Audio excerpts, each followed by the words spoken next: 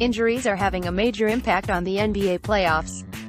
A tweaked turn or strain to this or that has sidelined or limited players from all-stars to reserves, and that has influenced the early outcomes of Round 2. After Jaylen Brown strained his right hamstring in Boston's Game 7 win over Milwaukee, he all but begged the Celtics doctors and trainers to let him suit up for the start of their Eastern Conference semifinal matchup with Philadelphia. Boston managed to win without him in its 117-101 victory over the sluggish 76ers in Game 1 Monday night, thanks to career nights by Al Horford, Terry Rozier and rookie Jason Tatum. But despite 2 days of rest and treatment, Coach Brad Stevens said Brown is very doubtful for Game 2 on Thursday night. The bottom line is with this hamstring injury is it's not terrible. Not a long-term thing. It shouldn't linger if he comes back at the right time, Stevens said.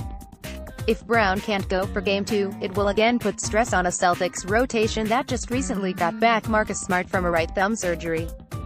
Fred VanVleet appeared to tweak his right shoulder in the second half of the Raptors' 113-112 overtime loss to Cleveland in Game 1 of their series Tuesday night.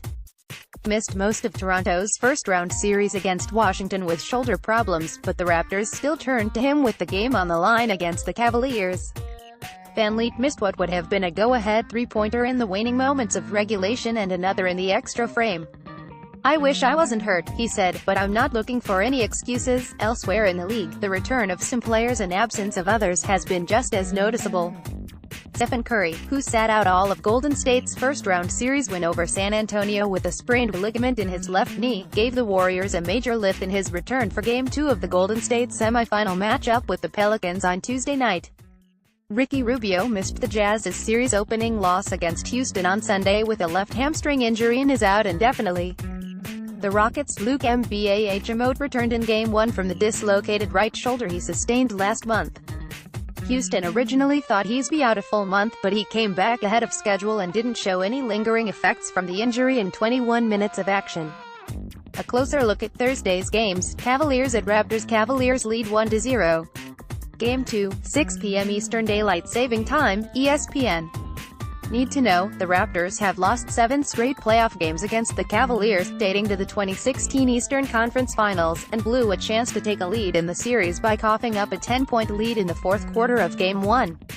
The Raptors missed 4 potential game-winning shots at the end of regulation, and a wide-open 3 by VanVleet late in overtime. Keep an eye on Raptors center Jonas Valanciunas. He had 21 points and 21 rebounds in Game 1 and shot 7 for 19, but missed 5 of 6 attempts in the fourth. On Wednesday, Cavs coach Tyronn Lue said he can live with Valanciunas getting looks in the post if it means fewer touches for Kyle Lowry and DeMar DeRozan, and fewer three-point attempts by the Raptors. Injury update: while VanVleet acknowledged he's still dealing with discomfort in his shoulder, he plans to play through it for now. Pressure is on the Raptors. The top-seeded team in the East has already surrendered home court advantage to its playoff nemesis and is 0-5 all-time on the road against Cleveland in the postseason.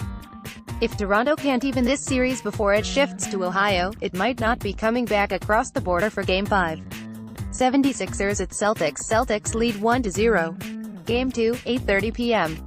EDT, TNT. Need to know, the Celtics negated the athleticism of the 76ers in Game 1 by knocking down 17 three-pointers. Before the big scoring nights by Rozier 29 points, Tatum 28 points, and Horford 26 points, the Celtics hadn't had 3 players score 25 or more points in a playoff game since 2009. Keep an eye on 76ers see Joel Embiid. He had 31 points and 12 rebounds in Game 1, becoming the first Philadelphia player to register 30 points and 10 rebounds in a playoff game since Allen Iverson in 2001. But he said the focus will be on defense in Game 2. "We didn't stick to the game plan," he said. "There's a lot of stuff we can definitely correct." Injury update: Smart said Wednesday that his thumb remained a little sore after Game 1 but added, "I'm good to go for Game 2." Pressure is on the 76ers. They entered the series on 6 days of rest but were doomed by a slow start in Game 1. This young group mostly cruised over the final 3 games last series against Miami. Being down 0-2 with its home court to defend is a lot to ask against a Celtics team playing with a lot of confidence. _____ AP freelance writer Ian Harrison contributed to this report from Toronto. More APNBA, https://appnews.com/tag/NBA basketball